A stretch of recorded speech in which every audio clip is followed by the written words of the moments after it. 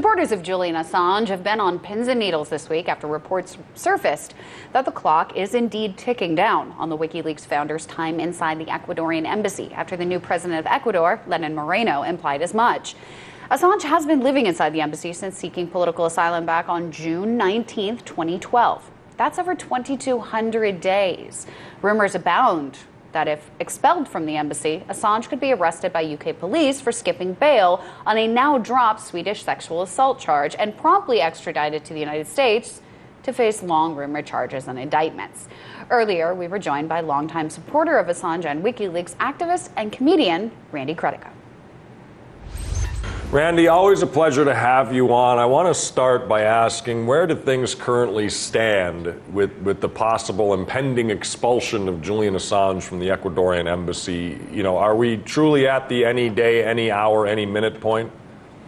Well, it seemed like that last week when President Lenin Moreno was in Spain and in England, and he made a couple of statements to the Spanish press about we've got to do something right away. It got a lot of us worried. There is a growing movement out there right now. There are demonstrations. People are coalescing in support of Julian Assange and all over social media. And I think Lenin Moreno saw all of that, and he's in a very tough position. He can either mollify the Brits and mollify the U.S., or he could just be, you know, one of these guys that stands up rather than being like Batista. He'll be seen like a Batista or a Trujillo or a Somoza if, in fact, he were to turn Julian Assange over. So it's really not in his interest in terms of his legacy to do this, and he'll be the scorn of South America. He's got one card to play to maintain his dignity, and that is not giving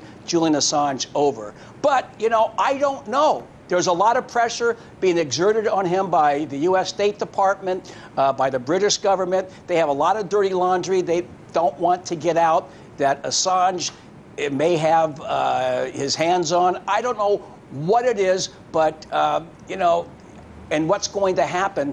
But the Ecuadorian president, under a lot of pressure, so far has not turned him over. They put out a statement today saying it's got to be negotiated. But eventually, he's got to get out of there. He can't. I mean, right now it's like 100 degrees in London. There's no air conditioning in that embassy. And it's a very tough situation for him. I can imagine. I can imagine. Now, Randy, no one knows, but a lot of people are assuming that if he is forced out of the embassy, that Julian Assange will be extradited to the U.S.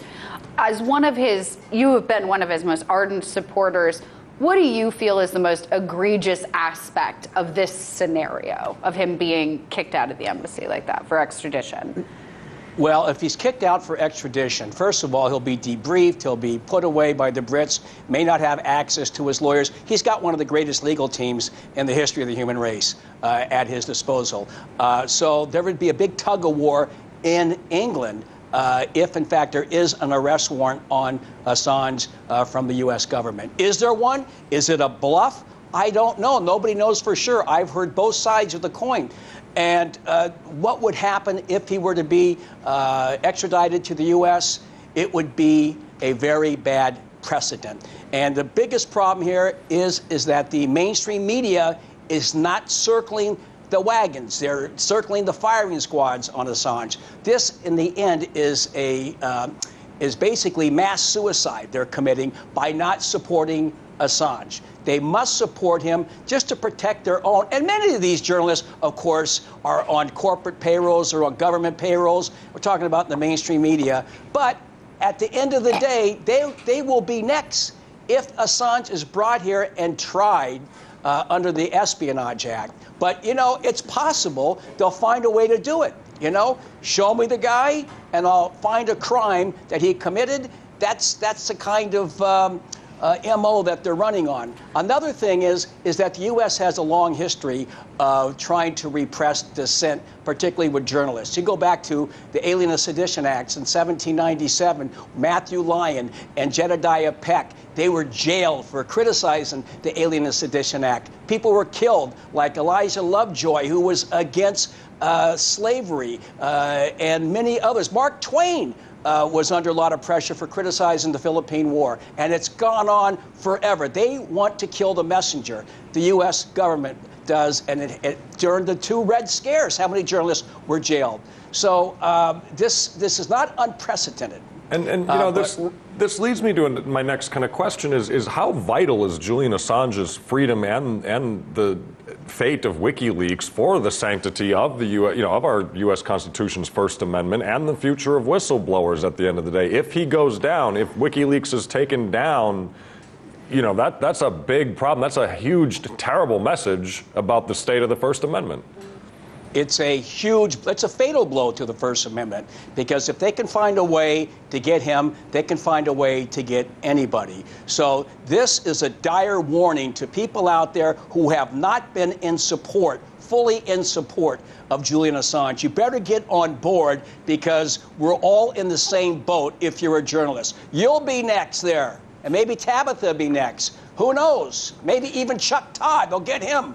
Yeah. You never know. When you go down that slope, you never know. And one of the things that's really kind of that makes me think that this could happen, this extradition, and then this whatever they're going to charge him with and all that could happen, is that we're dealing with Trump's people, which Mike Pompeo called WikiLeaks. What was it? A non-state hostile news agency or something like that. I mean, it's ridiculous. These guys. Yes, right. A non-state hostile agency, something like that. But him, and you got Jeff Sessions, you have a neocon cabinet. Look, remember Richard Nixon said that America's business is business. But what he should have said was, America's business is war. That's what America's business is. And so these people, their business is war. Julian Assange puts a mirror to war crimes, to torture, acquisitions, invasions, all of this. They don't want that stuff to get out.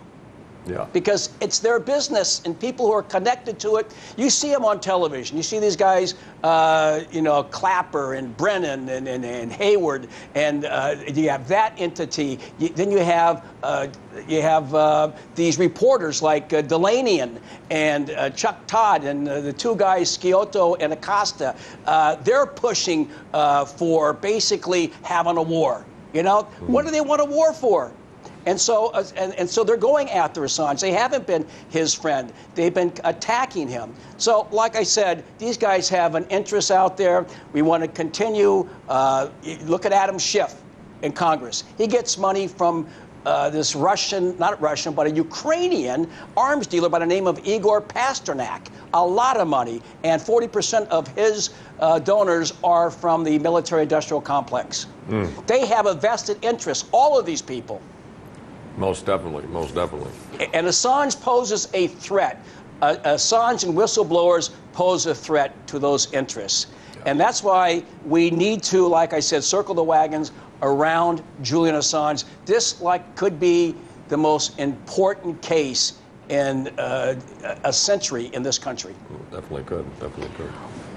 What do you think? Because we haven't seen the New York Times, we haven't seen the Washington Post, who are so adamant about press freedom and so adamant about our amendments and upholding all of our civil liberties, at least their own.